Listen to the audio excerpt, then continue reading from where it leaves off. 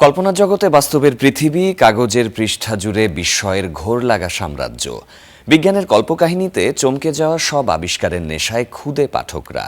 বইমেলায় স্টলে স্টলে ঘুরে কিনছেন নিজেদের পছন্দের বই।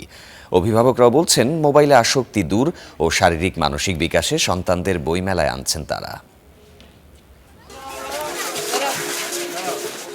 শিশু প্রহরের মধ্য দিয়ে শুরু হয় নবম দিনের বইমেলা। অভিভাবকদের সঙ্গে দলে দলে মেলায় শিশুরা।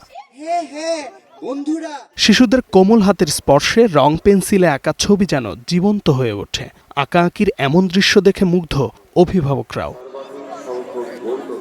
শিশুদের মানসিক বিকাশে এমন আয়োজন ইতিবাচক ভূমিকা রাখে বলে মনে করছেন অভিভাবকরা। বাচ্চারা মোবাইল আসক্ত হলে ওদের মেন্টালি অনেক ধরনের অসুবিধা হয়, ওরা এডিক্টেড হয়ে পড়ে মোবাইলের প্রতি। কিন্তু সে যদি এভাবে বইয়ের মাধ্যমে শিখতে পারে, বইয়ের প্রতি ভালোবাসা জন্মাবে, সে মোবাইল থেকে যা শিখে সেটা মোবাইলে না শিখে যদি বইয়ের মাধ্যমে শিখে সেটা আরও বেশি ওর জন্য উপকার হবে, ওর মানসিক বিকাশ হবে। বাসাতে ওই টিভিতে কার্টুন দেখে, পড়ালেখাও করে, খেলাধুলা করে, আর এমনিতে এরকম প্রোগ্রাম হলে আমরা সেখানে নিয়ে আসি ওরা। এবারের বইমেলায় শিশুদের জন্য 63টি স্টল নির্ধারিত রয়েছে, যেখানে পছন্দের বই খুঁজে পেতে পারে শিশুরা। কেমন লাগছে বইমেলায় এসে? ভালো লাগছে। আবার আসবে?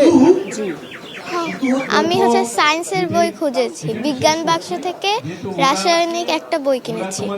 অভিভাবকরা বলছেন, শিশুরা অনুকরণ প্রিয়, অন্যদের দেখে বইয়ের সাথে পরিচিত হতে চায় তারাও। এই ছোটবেলা থেকেই ওদেরকে বই মেলায় নিয়ে আসলাম, যে ওরা বই দেখুক, বই চিনুক, বই নিবে, পরবর্তীতে হয়তো নিজেরাই দেখে শুনে কিনতে শিখবে আর কি।